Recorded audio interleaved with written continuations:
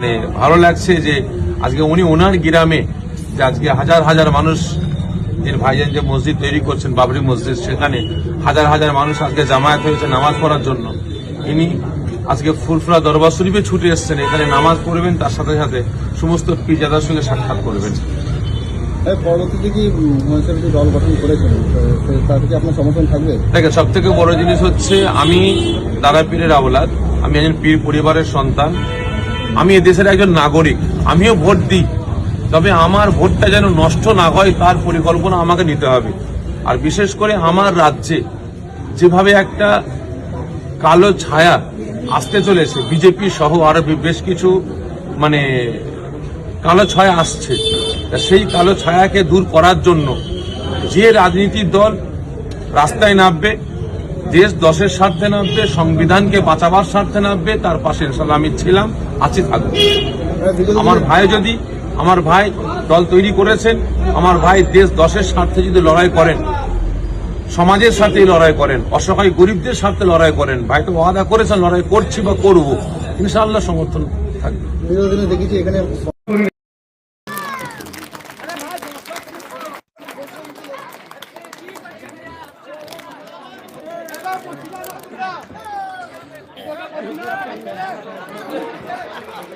ভাই বসে পড়ি, দেখুন এই দিকটা খালি, আপনারা এই দিকটা ভিড় করেছেন, একটু বসে যান ভাই, একটু বসে যান। আমাদের মাদ্রাসার সভাপতি ওয়াসিম আকরাম আমাদের এমএলএ সাহেবকে আরেকটা স্তম্ভ দিয়ে পুরস্কৃত করছেন বাবরি মসজিদের প্রতিষ্ঠাতা হিসাবে।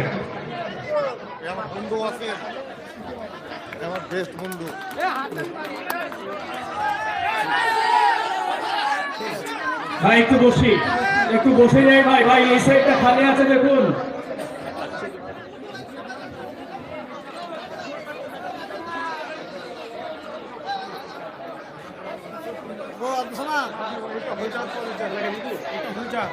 ভাই আমাদের সামনে ওনার সময়ের অনেক মূল্য, উনি সেই কলকাতা থেকে এসেছেন, খালি আপনাদেরকে ভালোবাসেন। আমাদের মাদ্রাসার কর্তৃপক্ষ ওনাকে জানিয়েছিলেন যে আমাদের গ্রামে আজকে জালসা, যেতে একটু আসতেন আমাদের মাদ্রাসাটা দেখতে, তাই উনি একজন সমাজ সেবক হিসাবে আপনাদের কাছে হাজির হয়েছেন। তো উনি ওনার মূল্যবান সময় আমাদেরকে কিছুক্ষণ দিবে, আর তারপরে আমাদের আল্লাহ সাদুল্লাহ সাহেব বলবেন। জি,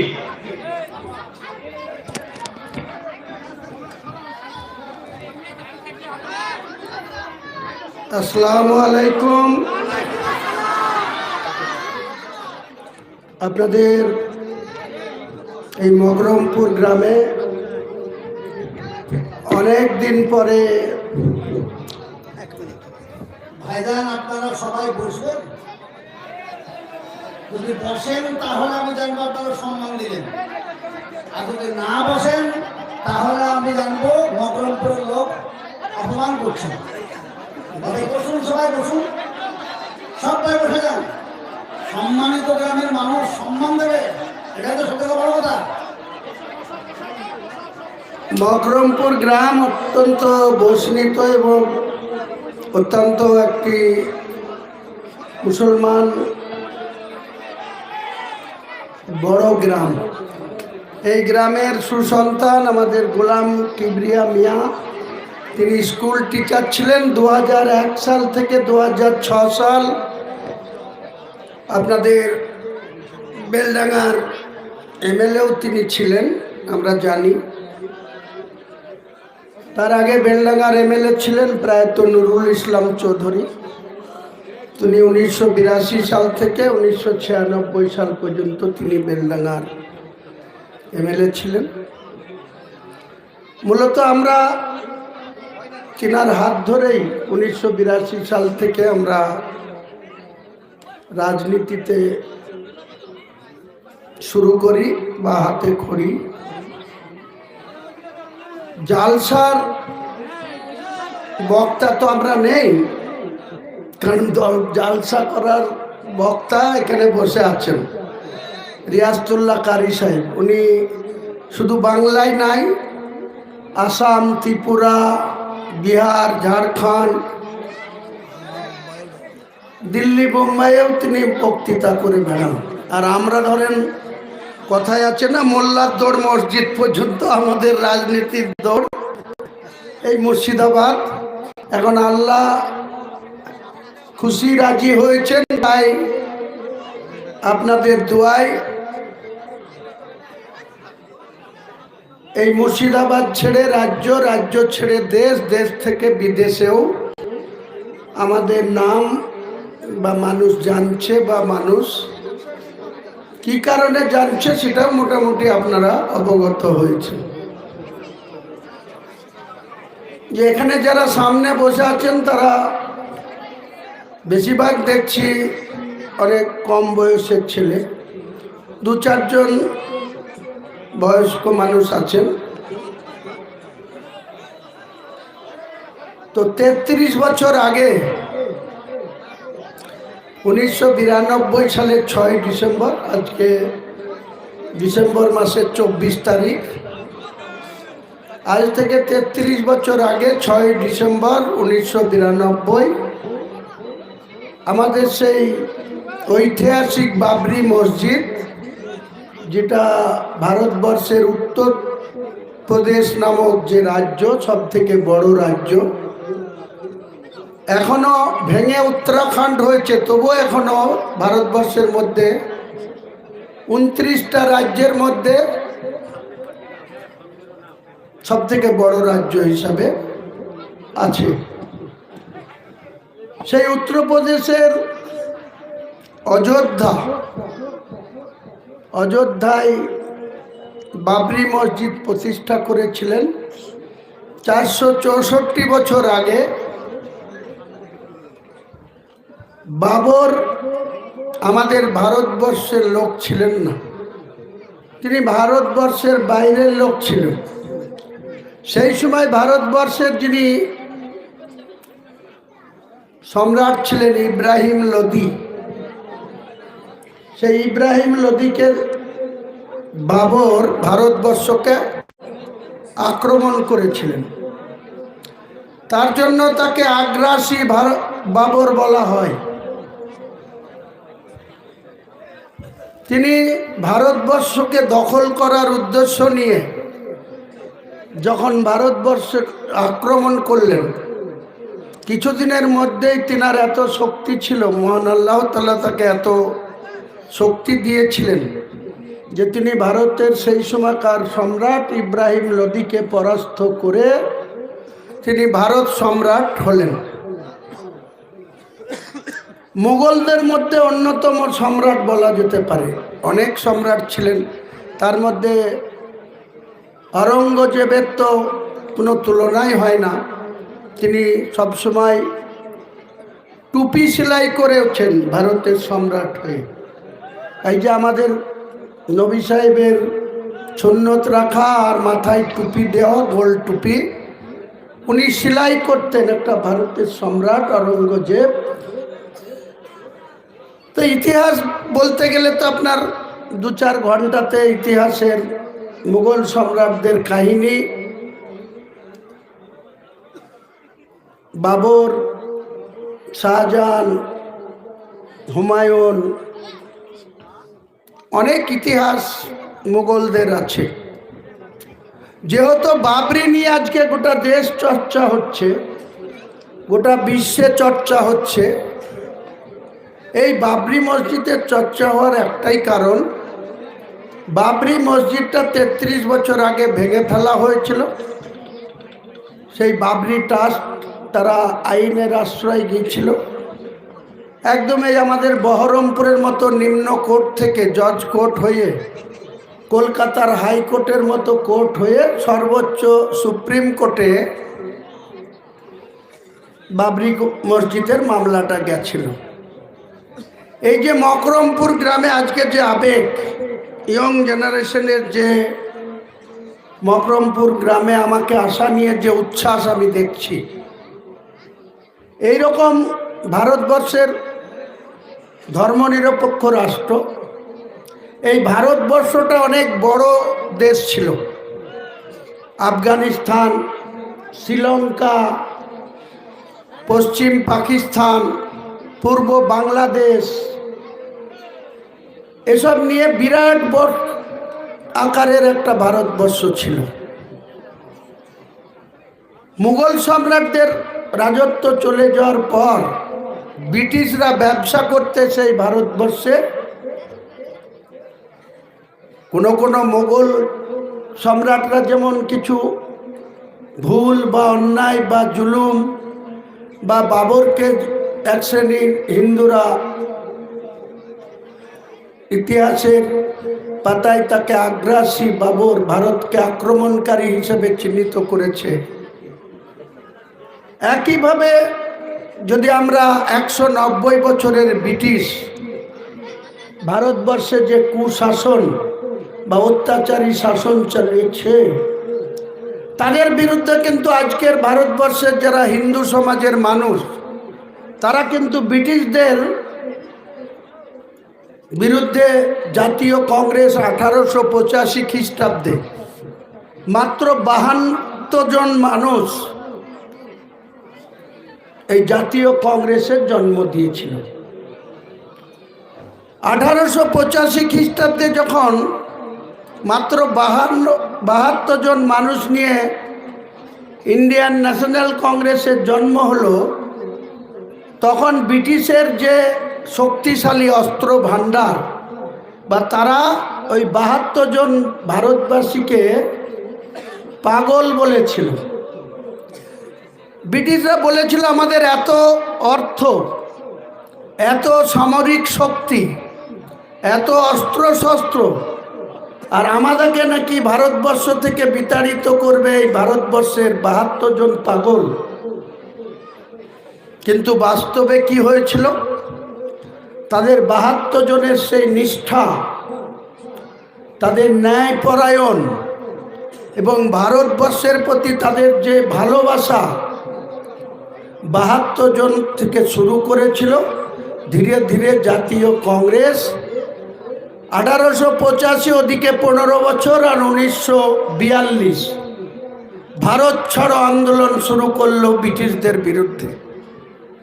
পরিশেষে 1947 সালের 15 আগস্ট ভারতবর্ষের আজাদি মিলল। আমরা যে ভোটের গরম দেখাই কিছু মানুষকে, যারা ভোটে দাঁড়ায়, তাদেরকে কিছু মানুষ দেখবেন প্রায় বলে ভোট আসুক তারপরে তোমাকে দেখাবো। এই ভোটটা কিন্তু ভারতবর্ষের ব্রিটিশদের তাড়িয়ে স্বাধীনতা লাভ করেছিল। সেটা হয়েছিল 1947 সালের 15 আগস্ট। কিন্তু সেই সময় এই মুর্শিদাবাদ, মালদার একটা অংশ, নদিয়ার একটা অংশ কিন্তু আমাদের ভারতের সঙ্গে ছিল না। ভারতের যে তেরঙ্গা জাতীয় পতাকা প্রায় 2.5 দিন এখানে ছিল না। এখানে পাকিস্তানের পতাকা পথ করে উড়িয়ে দিয়েছিল। সেই সময় আমাদের যারা পূর্বসূরি, অর্থাৎ এই মুর্শিদাবাদে সেই সময় যারা বয়োজ্যেষ্ঠ লোক ছিলেন, উপযুক্ত ব্যক্তি ছিলেন, বুদ্ধিজীবী ছিলেন, জ্ঞানী ছিলেন, তারা বলেছিল কোথায় মুর্শিদাবাদ, কোথায় নদিয়া, কোথায় মালদা, আর কোথায় পশ্চিম পাকিস্তানের করাচি, রাউরকেল্লা, আমরা ওখানে যাব না, আমরা ভারতবর্ষে থাকব। তাই 2.5 দিন পরে 18 আগস্ট ভোরবেলায় ভারতের তেরঙ্গা পতাকায় মুর্শিদাবাদ সহ নদিয়া মালদাতে উড়েছিল। অর্থাৎ আমরা তার জন্য ভারতবর্ষ, তার অঙ্গরাজ্য পশ্চিম বাংলা। সেই সময় বাংলার জনসংখ্যা 5 কোটিও ছিল না।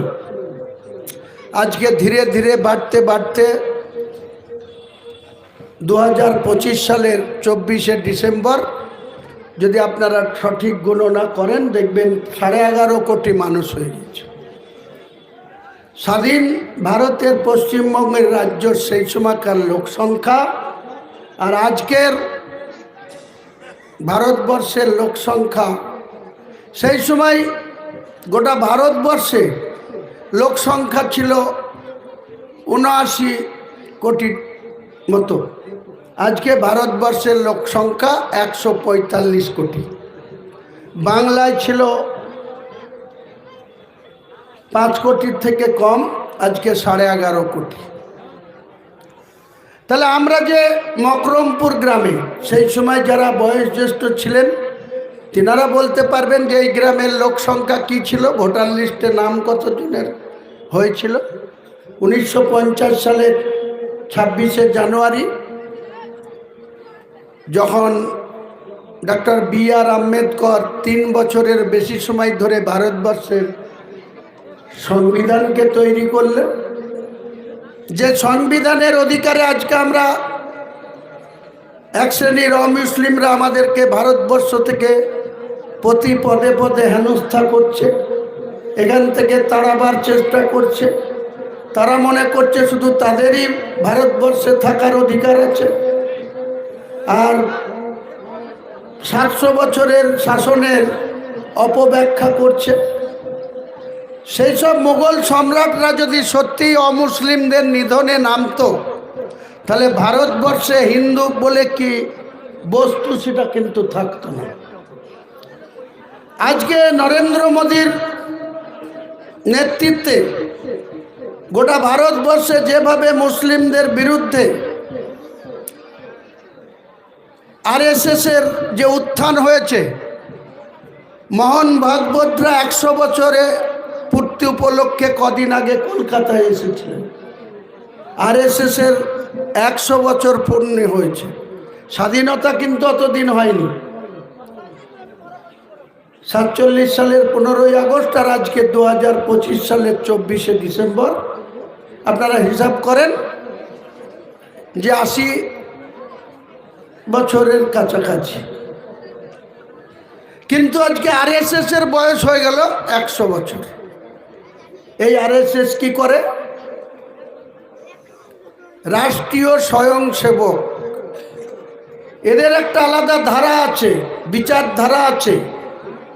তারা ভারতবর্ষের গণতন্ত্র আনার সময় এরা দূরে দাঁড়িয়ে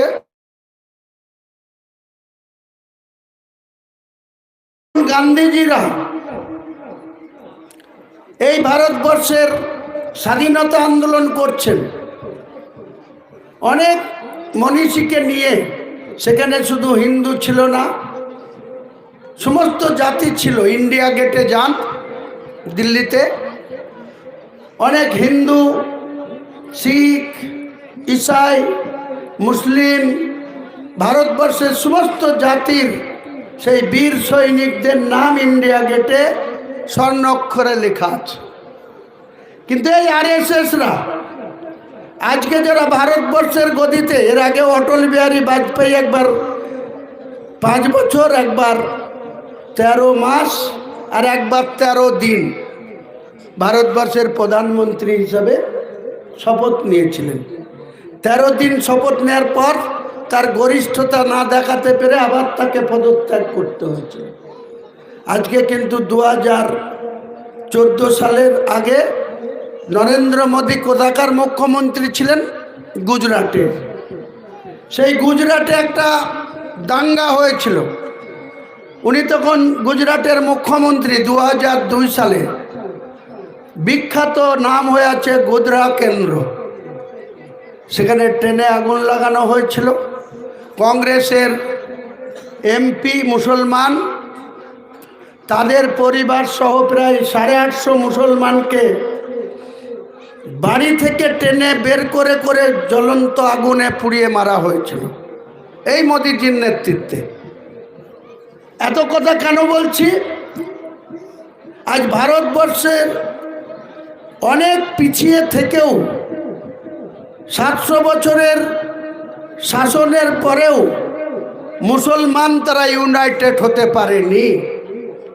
কিন্তু অনেক পিছিয়ে থেকেও, স্বাধীনতা আন্দোলনে তারা যোগ না দিয়েও, তারা ধীরে ধীরে পরিকল্পনা মাফিক চলে তারা আজকে ভারতবর্ষে 100 বছর আরএসএস এর বয়স পূর্ণতা করল। এবং আজকে তিনবার ভারতের প্রধানমন্ত্রী হিসেবে বিজেপির নরেন্দ্র মোদী হ্যাট্রিক করল। প্রথমে 2014 সালে 282টা আসন পেল, 272 দরকার, তার থেকে 10টা বেশি পেল। 2019 সালে আবার 272 দরকার, 303 পেল একা, তাদের জোট সঙ্গীরা আরও 50 দিয়ে 353 দিয়ে রাম মন্দিরের জিকির তুলল,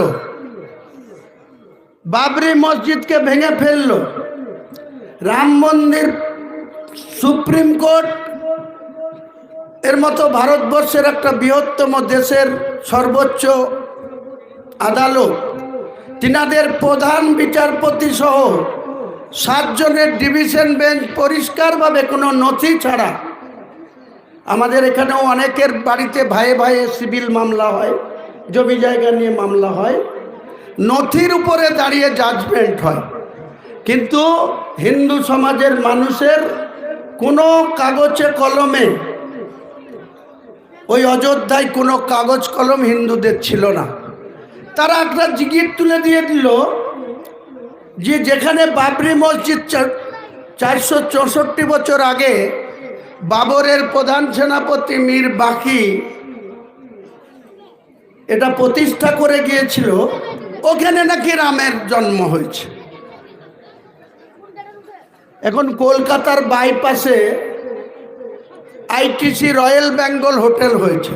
আমি আজকেও সেখান থেকে 3টের পরে বেরিয়ে আপনাদের গ্রামে এখানে ঢুকলাম, ওখানে ছিলাম। তা একজন সিনিয়র ম্যানেজার আইটিসি রয়্যাল বেঙ্গলের বলছিলেন যে পাশে আইটিসি সোনার আছে, ওটা আগে হয়েছিল, আর এই আইটিসি রয়্যাল বেঙ্গলটা 4 বছর আগে, 10 বছর ধরে কাজ হয়ে 4 বছর আগে উদ্বোধন হয়েছে। তা আমাকে একজন সিনিয়র সিটিজেন বলছিলেন যে এই যে জায়গাটা তো ঝা চকচকে, 200 কতটা রুম নিয়ে, এক একটা রুমের 24 ঘন্টা ভাড়া, মিনিমাম 12,000, ম্যাক্সিমাম 25,000, 24 ঘন্টা। এই হোটেলে চন্দ্রবোরা সাপ ঘুরে বেড়াতো, আরও অনেক বিষাক্ত সাপ বসবাস ছিল ওখানে। মানুষ কি না পারে, আল্লাহ যদি রাজি থাকে। সেখানে আজকে ঝা চকচকে হোটেল, শুধু ভারতবর্ষের লোক না, বাইরের লোক যারা খেলোয়াড় খেলা খেলতে আসে তারা এইসব আধুনিকতম এইসব হোটেলে থাকে, ইন্টারনেটে বুক করা হয়, ইত্যাদি ইত্যাদি। কিন্তু আমাদের মুসলমান সমাজের যে পরিমাণে অমুসলিমদের উন্নতি হয়েছে, তাদের যে দ্রুত অর্থনৈতিক উন্নতি হয়েছে, শিক্ষাতে তাদের উন্নতি হয়েছে, স্বাস্থ্যর ক্ষেত্রে তারা যে পরিষেবা পায়, ভারতবর্ষের স্বাধীনতার পরে এই বাংলায় 37-38% মুসলমান থাকার সত্ত্বেও আপনি বিহারে যান, এর থেকে অনেক কম মুসলমান, 22% মুসলমান। সেখানে দেখুন গা, অনেকেই চাকরি বাকরির ক্ষেত্রে। আর যে গুজরাটে 850 লোককে নরেন্দ্র মোদীর নেতৃত্বে মুসলমানদেরকে পুড়িয়ে মারা হলো, বাড়ি থেকে টেনে হিঁচড়ে বের করে মারা হলো, সেই গুজরাটেও 19% মুসলমানের বাস, 8% লোক চাকরি করে, সরকারি বেসরকারি প্রতিষ্ঠান মিলে। আর আমরা যেখানে 37% মুসলমানের বাস, আমাদের একতা না থাকার জন্য, আমরা পরস্পরের বিরুদ্ধে গিল্লা গীবত মিথ্যাচার করে বেড়ানোর জন্য, এখানে কোনো সম্মানীয় লোক আছে, তাকে সম্মান না দিয়ে তার পিছনে কি করে লাগবো। সে যদি সাইকেল চাপাতে হতে হঠাৎ মোটর বাইক চাপে, তাকে আবার ট্রেনে নামিয়ে প্রতিযোগিতা করতে গিয়ে সাইকেল চাপাতে বাধ্য করাবো। এই হচ্ছে মুসলমানের কাজ, এই হচ্ছে মুসলমান সমাজের কালচার। এই মুসলমান সমাজকে নিজেদের সামাজিক এবং নিজেদের কমের মুসলিম মানুষদের উন্নতি করতে গেলে সবার আগে দরকার মুসলমানদের ঐক্যতা। মুসলমান ঐক্যবদ্ধভাবে, কারি সাহেব খুব ভালো জানে নবী সাহেবের যখন জন্ম হয়েছিল 63 বছরের জীবনে 40 বছর বয়স পর্যন্ত তিনার নবীত্ব না মিলা পর্যন্ত তাকে কত কঠোর পরিশ্রম করতে হয়েছিল বিধর্মীদের কাছে, এমনকি তার বংশের লোকদের কাছে থেকেও তাকে কতটা আঘাত পেতে হয়েছিল। কিন্তু তিনি মহান আল্লাহর দয়ায় তিনি কোনোদিন বিচ্যুত হননি ইসলামের লাইন থেকে। অনেক অপমান, অনেক মার খেতে হয়েছে। 3 দিন যাবৎ তিনার পেটে কোনো অন্ন যায়নি, তবুও তিনি পেটে পাথর বেঁধে নবী সাহেব কিন্তু আল্লাহর উপরে ভরসা করে তিনি বেঁচে ছিলেন। সেই সময় এই ইসলামকে বাঁচানোর জন্য বদরের যুদ্ধ হয়েছিল, যেটা কোরআনে পাওয়া যায়। কারবালার যুদ্ধ হয়েছিল, যেটা নবী সাহেবদের নাতি হোসেন হাসেনদের কি অবস্থা হয়েছিল। আজকে আমাদেরও বিভিন্ন জায়গায় কারবালা হচ্ছে, মহরম হচ্ছে, ঢোল বাজিয়ে পাছা নাচিয়ে বেড়াচ্ছে। কিন্তু ভালো করে ইতিহাসটা পড়ুন গাত, যে কারবালায় সেদিনকে ইসলামের শেষ নবী হজরত মোহাম্মদ মুস্তফা সাল্লাল্লাহু আলাইহি সাল্লামের নাতিদের বা তাদের বংশধরের লোকদের কি করুণ অবস্থা হয়েছিল। মাত্র 3000 সাহাবীদের নিয়ে নবী সাহেব কত বৃহৎ শক্তির বিরুদ্ধে তিনি আল্লাহর সমর্থন নিয়ে, আপনাদের অনেকেরই জানা আছে, ভালো করে বললে আবাবিল পাখি কিভাবে আল্লাহর রহমত বর্ষিত হয়েছিল। আবাবিল পাখি এসে নবী সাহেবদের সেই যুদ্ধে সামিল হয়ে বিরোধীদের সেই শক্তিশালী লোকদের চোখ কানা করে দিয়েছিল, চোখে বালি ঢুকিয়ে দিয়ে তাদেরকে ভুল পথে পরিচালিত করে দিয়েছিল মহান আল্লাহ তাআলা। তাই আমরা মুসলমান যদি আমাদের আত্মবিশ্বাস থাকে, আমরা যদি কোনো কাজ করব, নাই পথে থাকব, হারাম খাবো না, হালাল রুটি খাবো, সুদ থেকে দূরে থাকব, বাজে কাজ থেকে দূরে থাকব। অনেক সমাজে ঝা চকচকে মসজিদ, মার্বেল লাগানো, এসি লাগানো, 2 তলা 3 তলা, সেই সমাজের মডল আছে 5-7 জন, তার ভিতরে দেখেন কি একজনের সুদের ব্যবসা আছে। সেই মডলদের ভিতরে সেই সুদ থেকে তাকে বিরত করার ক্ষমতা নাই, তারা মডলই করছে। কি মাদ্রাসায় বলুন আর কি মসজিদ। আর যদি ইমাম সাহেবরা বলতে যাই তাহলে আর চাকরি তার গেল। ওই যেদিন তার বিরুদ্ধে এখানে বক্তৃতা করবে, পরের দিন বলবে আপনাকে আর এখানে থাকতে হবে না, আপনি গুটান, আপনার বেডিং গুটান। এই তো আমাদের মুসলিম সমাজের অবস্থা। এই যে কারি সাহেবরা আল্লাহর রহমতে বিভিন্ন জায়গায় আগে থেকে ডেট নিয়ে পয়সা পাঠিয়ে তারপরে উনি গাড়িতে চেপে, কোথাও ফ্লাইটে চেপে, কোথাও ট্রেনে চেপে বিভিন্ন করছেন বা জালসা করছেন। সবার আগে আমি কারি সাহেবকেও বলবো, বা আমাদের মুসলিম সমাজের যারা কারি, মুফতি, মৌলানা, সবাইকে অনুরোধ করব, আপনারা কোরআনের ব্যাখ্যা যেমন দেবেন, 5 ওয়াক্ত নামাজ পড়ার কথা যেমন বলবেন, তেমনি সামাজিকতায় মুসলিমকে আগে ইউনাইটেড হওয়ার কথা। লটারি কাটা থেকে বিরত থাকা, স্মোক করা থেকে বিরত থাকা। আমাদের অনেক বয়োজ্যেষ্ঠ লোককে দেখেছি নামাজটা কোনো রকম আচরের পরেই মসজিদের সিঁড়ি থেকে পা বাইরে আসতে দেরি, পকেট থেকে এক ডিসলাই আর বিড়ি বের করে দড়ি টানতে লাগে। আরে আপনার ওই নামাজই কবুল হবে না, আমি দায়িত্ব নিয়ে বলছি। যারা লটারি টিকিট কাটবেন, যারা এইভাবে স্মোক করবেন, আর অন্যান্য তো আর বলছি না, কত রকম বস্তু যেসব খাওয়া দাওয়া হয়, তাদের ওই যতই নামাজ পড়া হোক, কাজেই রিয়াজতুল্লাহ সাহেবের তাড়া আছে, আমারও তাড়া আছে। আমি শুধু এই গ্রামের মানুষদের এটাই বলবো যে আপনারা মুসলিম সমাজ শুধু ঐক্যবদ্ধ থাকুন, নিজেদের ভালো মন্দর সিদ্ধান্তটা আপনারা নিজেরা পরামর্শ করে নিন। মুসলিম সমাজকে শক্তিশালী করা, মুসলিম সমাজ মসজিদ কমিটি, মুসলিম সমাজের যত সংখ্যার মানুষ সেই গ্রামে বসবাস করে, 10 জন আপনার বিরুদ্ধে যাবে, 12 জন আপনার বিরুদ্ধে যাবে, 20 জন পর্যন্ত আপনার বিরুদ্ধে যাবে, কিছু যায় আসবে না। যদি আপনারা শতকরা 80টা মুসলিম যদি আপনারা হক পথে চলেন, ন্যায় পথে চলেন, হালাল রুটি খান, তাহলে দেখবেন ওই ধীরে ধীরে ওই 20% নামতে নামতে 10-এ আসবে, একদিন হয়তো 5-এও চলে আসবে। তখন আর আপনাদের এই 95 জনের বিরুদ্ধে কোনো পদক্ষেপ করার আগে 10 বার ভাববে যে আমি যদি এটা করি, বেয়াদবি কাজ করি, তাহলে আমার কপালে বিপদ চলে আসবে।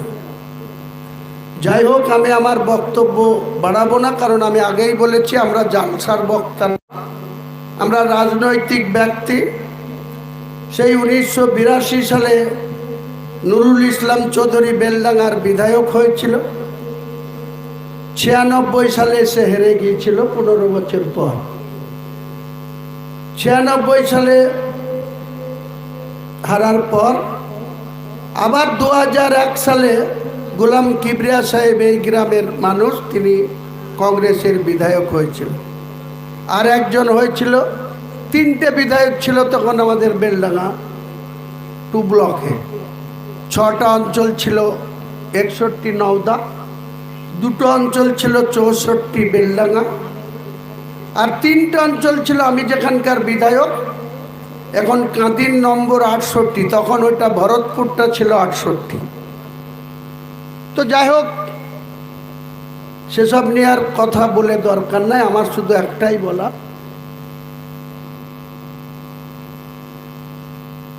বাবরি মসজিদ নিয়ে যখন মেন এত আকর্ষণ, বাবরি মসজিদটা নিশ্চয়ই ইনশাল্লাহ যেভাবে মানুষ দোয়া করছে, সাপোর্ট করছে, ইট দিচ্ছেন, বালি দিচ্ছেন, পাথর দিচ্ছেন, রড দিচ্ছেন, মানুষ কানের, মা বোনরা কানের জিনিসও খুলে দিচ্ছে।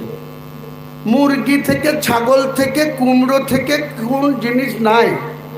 মাদ্রাসার লোকরা এখন চাইতে গেলে 10 বার চাইতে হয়। আর এমন একটা আবেগ মুসলমান সমাজের হয়েছে যে বাবরি মসজিদের জন্য কোনো জিনিস চাইতে হচ্ছে না, 2-1 দিন বলে দিচ্ছি, শুধু অঠেল চলে আসছে। অনেকেই, আমি দেখলাম আমাদের বহরমপুরের প্রাক্তন সাংসদ, ওনার খুব জ্বালা ধরে গেছে, বলছে বাবরি মসজিদের কাজ শুরু হলো না কেন? আর একজন মুনাফেক, নওদায় বাড়ি, সে কলকাতায় থাকে, সে আবার কালকে মিডিয়াকে বলেছে হুমায়ুন কবিরকে হিসাব দিতে হবে বাবরি মসজিদের টাকা কোথায় গেল। এদের মুনাফেক ছাড়ার অন্য কিছু বলা যায় না। বাবরি মসজিদের কাজটা শুরু হতে একটু সময় লাগবে, ফেব্রুয়ারি মাসের 15 তারিখ পার হবে না। আনুষ্ঠানিকভাবে খুব বড় আকারে যে আয়তনের বাবরি মসজিদ ছিল, সেখানে 6800-র বেশি মানুষ নামাজ পড়তে পারত না, 7000-ও পারত না, 6800। যে বাবরি মসজিদটা হবে 25,000 মানুষ সেখানে নামাজ পড়তে পারবে ইনশাল্লাহ। তো সেইটা করতে গেলে তখনকার দিনে কেউ প্ল্যান দেখতো না, কোনো প্ল্যান পাস করতে হতো না। বাবর মসজিদ করার অর্ডার দিয়েছে তার প্রধান সেনাপতি মীর বাকিকে। মীর বাকি লোক লস্কর নিয়ে শুরু করে দিয়েছিল, চুন সরকির গাঁথনি করে দিয়েছে। কিন্তু এখনকার আধুনিক ডিজাইনে বাবরি মসজিদ, মার্বেল তো থাকবেই, গ্রেনাইট থাকবে, আরো উন্নত মানের অনেক কিছু থাকবে। আমাকে একজন বলেছেন যে বাবরি মসজিদ যেখানে হবে কমপ্লিট, তখন মেন গেটের যে চওড়ায় বাবরি মসজিদ লেখা থাকবে, ওটা পুরো সোনা দিয়ে আমি লিখে দেব। উনি ওয়াদা করেছেন, আমি বললাম ঠিক আছে ইনশাল্লাহ নিশ্চয় করে দেবেন। তেমনি আরো ভেতরে কিছু সোনা দিয়েও অনেক ডিজাইন বা অনেক গম্বুজ বিভিন্ন রকম। বাবরি মসজিদের যে মেন মিনার যে হাইট ছিল তার থেকে 65 ফুট হাইট বেশি হবে, আর দুটো মিনার যেটা ছিল তার থেকেও দুটোও 30 ফুট করে হাইট বেশি হবে। আর চাতাল বললাম তো, চাতাল সহ 7,000 লোক নামাজ পড়তো, এটাতে 25,000 লোক নামাজ পড়বে ইনশাল্লাহ। তো দেরিটা একটু শুরু হবে, আপনাদের কিউরিওসিটি থাকাটা স্বাভাবিক। অনেক মানুষ যারা দিচ্ছে তাদেরও যে তাড়াতাড়ি হোক, কিন্তু যে সরকারটা আছে আর যারা আসবার চেষ্টা করছে দুটোই কিন্তু বাবরির মসজিদ বিরোধী, এটা কিন্তু মনে রাখবেন। এই হুমায়ুন কবিরকে তৃণমূল থেকে সাসপেন্ড করেছে কারা? বর্তমান সরকার। কিসের জন্য? আর একজন ক্রস মুসলমান ববি হাকিম, সে বলছে কেন রেজিনগরে বাড়ি, বেলডাঙ্গায় কেন বাবরি মসজিদ করবে, তাই তাকে সাসপেন্ড করে দিয়েছে। এখন অনেকের কুটকুট উঠেছে, বাবরি মসজিদ হলো না কেন, তাড়াতাড়ি জবাব দাও। আরে তোরা কোথায় ছিলি 33 বছর? কারো হিম্মত ছিল এইভাবে দাঁড়িয়ে বলা যে আমি বাবরি মসজিদ করব? হুমায়ুন কবির বলেছে, আল্লাহ এখনো তার মুখ দিয়ে শুনিয়েছে, নিশ্চয়ই মুসলমানদের যা দোয়া যা সাপোর্ট করবো ইনশাল্লাহ। তা তোদের এত ব্যস্ত কিরে, কি কারণে তুই কাদের লেজে উড়বৃত্তি করতে চাচ্ছিস? আর অধীর তুই কি নামাজ পড়বি নাকি আগামী দিনে? তোর আবার এত তোর জোর বাবরি মসজিদ হচ্ছে না কেন, তার জবাব দিতে হবে তোকে। তুই তো বেলডাঙ্গার লোককে বোকা বানাস, সরুলিয়া জলিলিয়া আরো মাদ্রাসায় সারগাছিতে দাঁড়িয়ে দাঁড়িয়ে পেন্ট্রোল থেকে মুতে এসে এখানে আবার কোরআনের আয়াত পড়িস। তুই নেমু খারাম, তুই আবার কেন বলবি বাবরি মসজিদ তাড়াতাড়ি হোক? তোর কি স্বার্থ রে? তুই বাবরি মসজিদের মর্যাদা কি বুঝিস? তুই কংগ্রেস করিস, তোর প্রধানমন্ত্রী ছিল পিভি নরসিংহ রাও, এই যে মুখ্যমন্ত্রী তিনি কেন্দ্রের ওই পিভি নরসিংহ রাওর মন্ত্রিসভায় কেন্দ্রের প্রতিমন্ত্রী ছিল ক্রীড়া দপ্তরের। তখন তোরা কথা বলেছিলি? তুই তো ছিলিস না, তোর কোনো অস্তিত্ব ছিল না অধীর। 92 সালে 99-এ তুই এমপি হয়েছিস। তাই মমতা ব্যানার্জি তো ছিল, তুমি বিরোধিতা করেছিল। কংগ্রেস দল বাবরি মসজিদে রাজীব গান্ধী হিন্দুদের কথায় তালা মেরে দিয়েছিল, নামাজ পড়া বন্ধ করেছিল 86 সালে।